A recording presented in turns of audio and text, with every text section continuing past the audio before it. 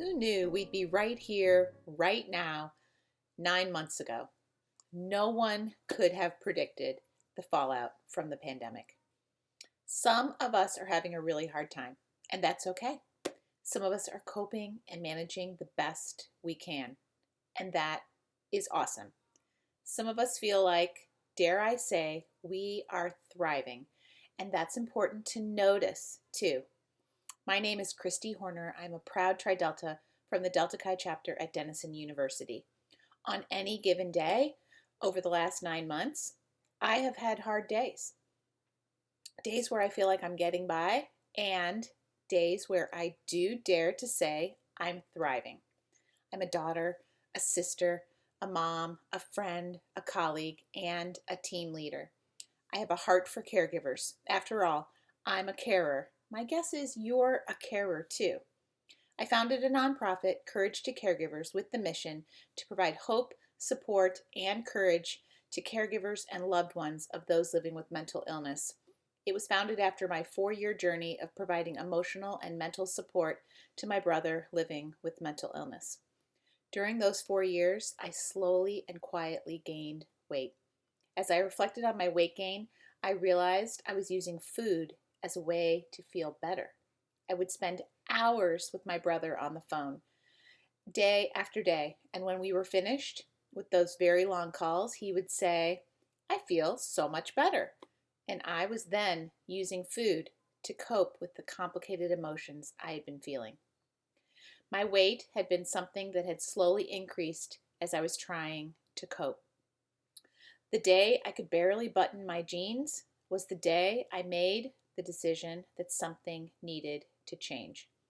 I had been prioritizing my brother's health and well-being over my own, and I wanted to feel comfortable with myself again.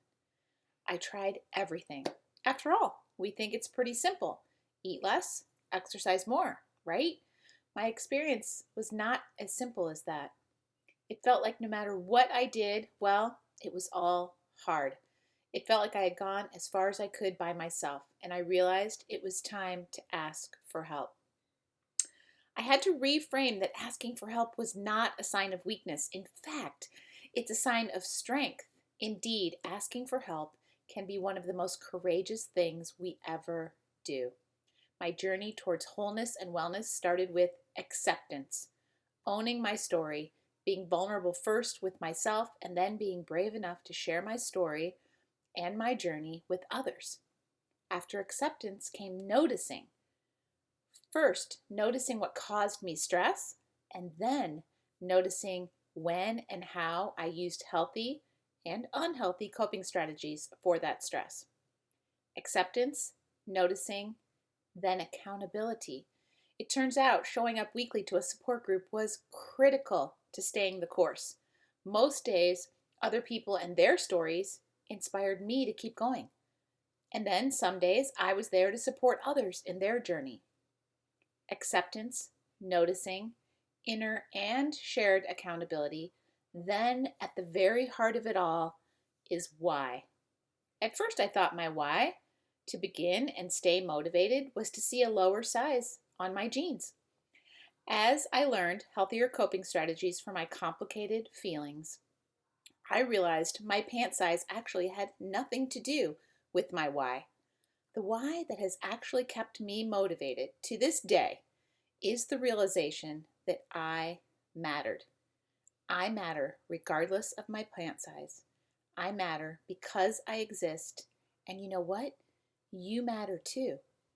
Finding your motivation and staying motivated is also hard, and it's personal.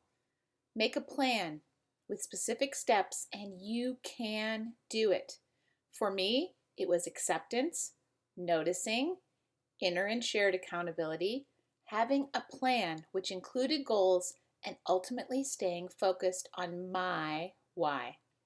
No matter what hard thing you have in front of you, and we all have hard things we're facing right now, your ability to cope starts with your why. On our quest for personal growth, we need to just start. Sometimes just starting is the hardest step. So take it slow, start with baby steps, but just start? What motivates you to do hard things? Finding your motivation is both personal and hard. You may feel alone in this struggle. I can guarantee you, you are not alone. Why do you want to commit to your own best healthy self? Why do you want to finish your degree? Why do you want to get out of bed in the morning? Why do you want to get off the couch this afternoon? Why do you want to fill in the blank? Why do you want to allow self-care into your life? For me, recommitting to my why changed the game. My why gave me clear steps with a clear plan to support myself in moving forward. I invite you to think about your why as you navigate this season of life. You matter. Finding your why will remind you just how much you do. I invite you to share what motivates you here in the comments. Remember, this is personal. And don't forget, while you're caring for others, it's essential to remember to take care of you too.